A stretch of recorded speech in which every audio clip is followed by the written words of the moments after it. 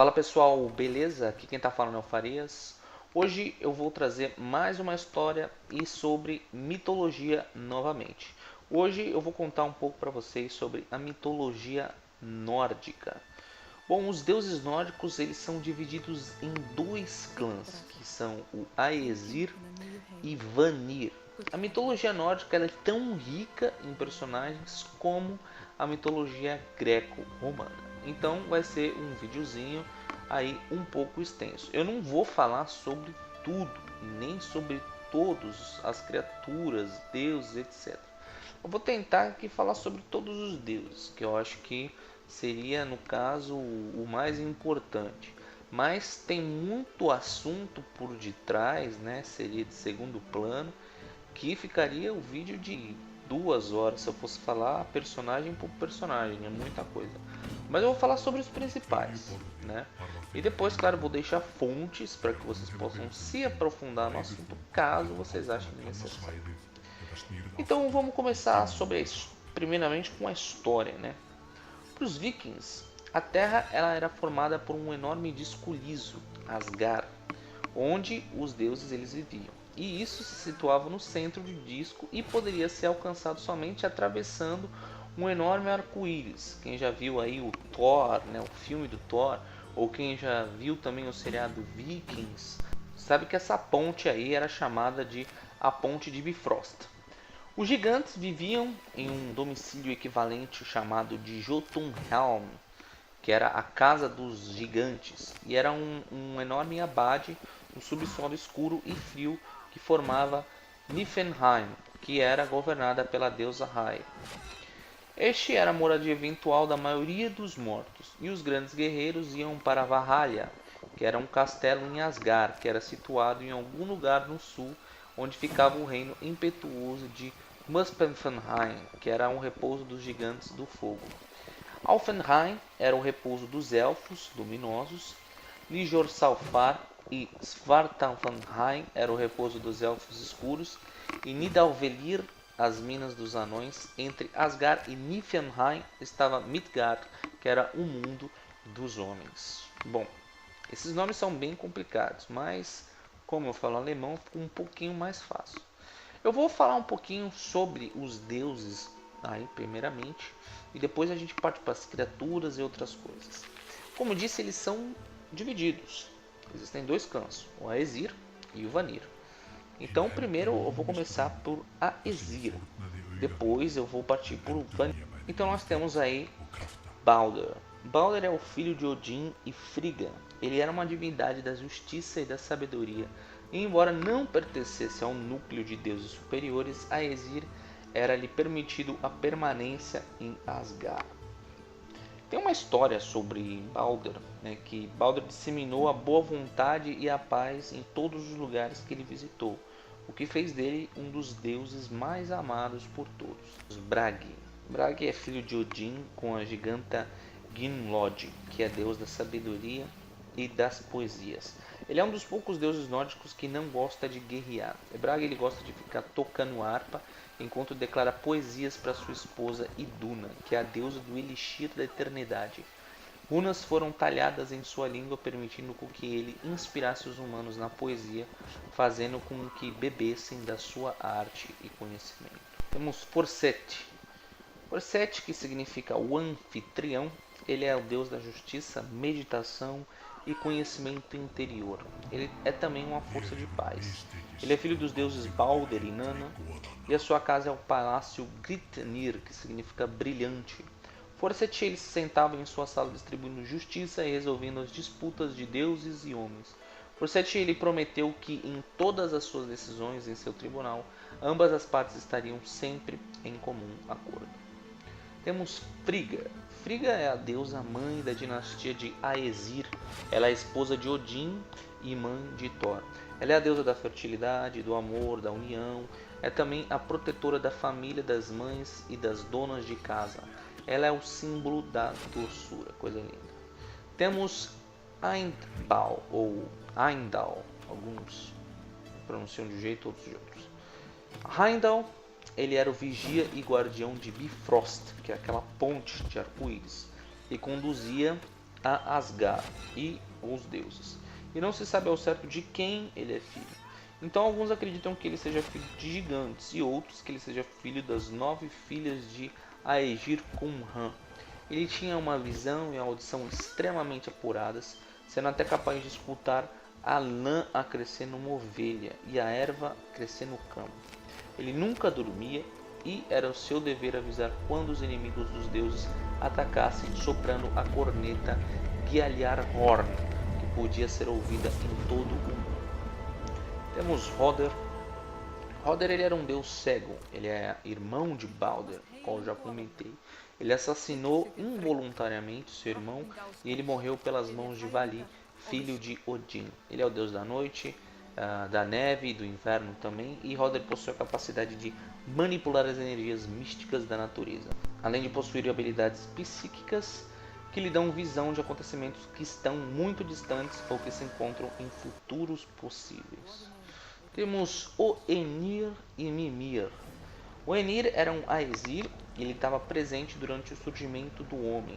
Ele é um dos deuses que vai sobreviver ao Ragnarok, que é o fim dos tempos. Ele foi enviado para viver com a outra família de deuses, os Vanir, como prova de boa vontade. E depois que a paz foi declarada entre eles e os Aesir, Hoenir desapontou e irritou seus novos companheiros. Ele sempre consultava o Aesir Mimir, que é o deus mais sábio de todos, antes de tomar qualquer decisão. E isso fez com que os Vanir matassem o Mimir e enviassem a sua cabeça de volta para os Aesir.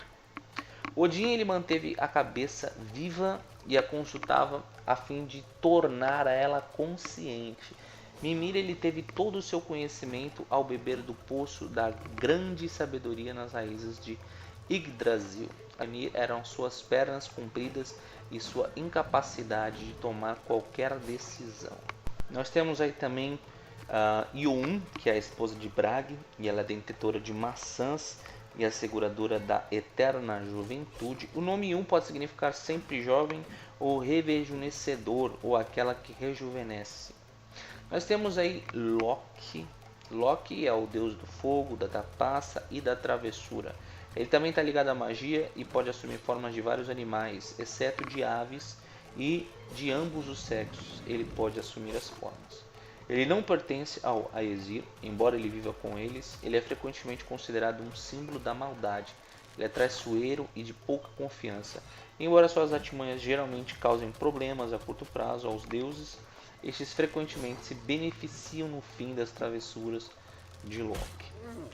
Odin. Odin é protetor dos exércitos dos mortos em batalha da magia, dos magos e dos andarilhos. Ele era filho de Bor e da gigante Bestla. É irmão de Vi e Ve, esposo de Frigga e pai de muitos dos deuses tais como Thor, Balder, Vidar e Vali. Nós temos Sif. Sif era a deusa da fertilidade e das colheitas, uma das esposas de Thor. E com ele teve 2 filhos, Mod e Magni, que sobreviveram ao Ragnarok. É também a deusa da habilidade em combate e ela aprecia guerreiros leves e habilidosos que não necessitam apenas de força bruta para vencer as suas batalhas. Temos aí Thor.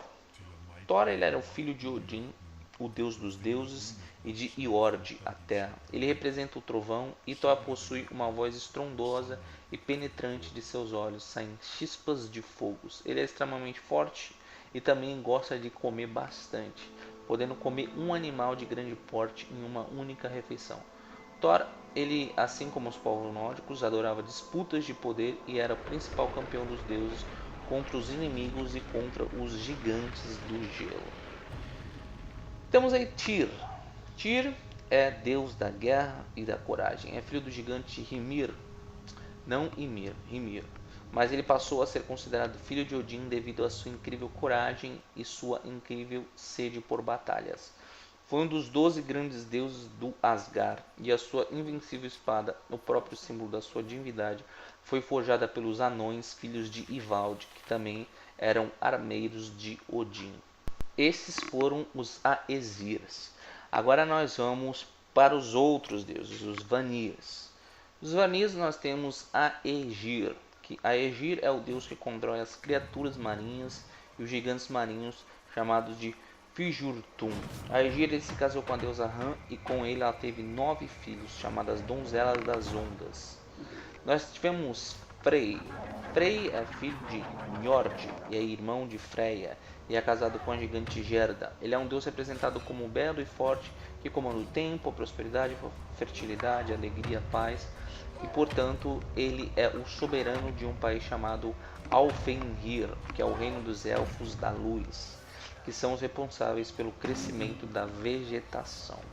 A palavra Frey significa senhor, por isso não se tem certeza se esse realmente era o nome dele. Freya. Freya é a deusa mãe da dinastia de Vanir. Ela é filha de Njord e irmã de Frey. Ela é a deusa do sexo e da sensualidade, fertilidade, do amor, da beleza e da atração. Também da luxúria, da música e das flores. Ela também é a deusa da magia e da adivinhação, da riqueza. E líder das valquírias, que são as condutoras das almas dos mortos em combate. Nós temos aí Gerda. Gerda é a esposa do deus Freyr e filha de Grimir. Temos Gulveig. Gulveig era uma bruxa que era muito cruel e gananciosa, e ela trabalhava por dinheiro, por ouro. E ela amava tanto o ouro que ela usou uma magia para brilhar como ouro. Como virou um símbolo da riqueza, ela foi acolhida por Vanir. Tivemos aí Kvasir.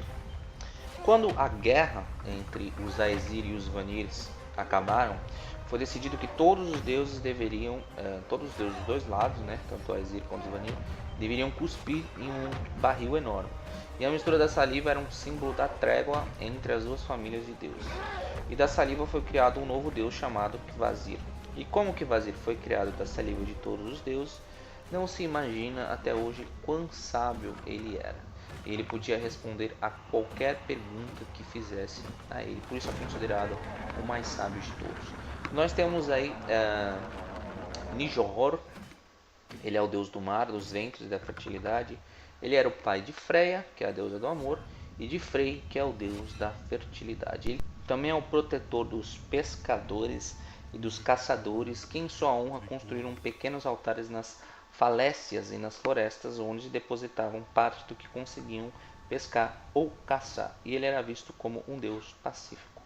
Temos Ran, que é a esposa de Aegir, e Ran governa o mar, e ela era temida pelos marinheiros por ser uma deusa maligna que os arrastava para o fundo do mar se tivesse a oportunidade.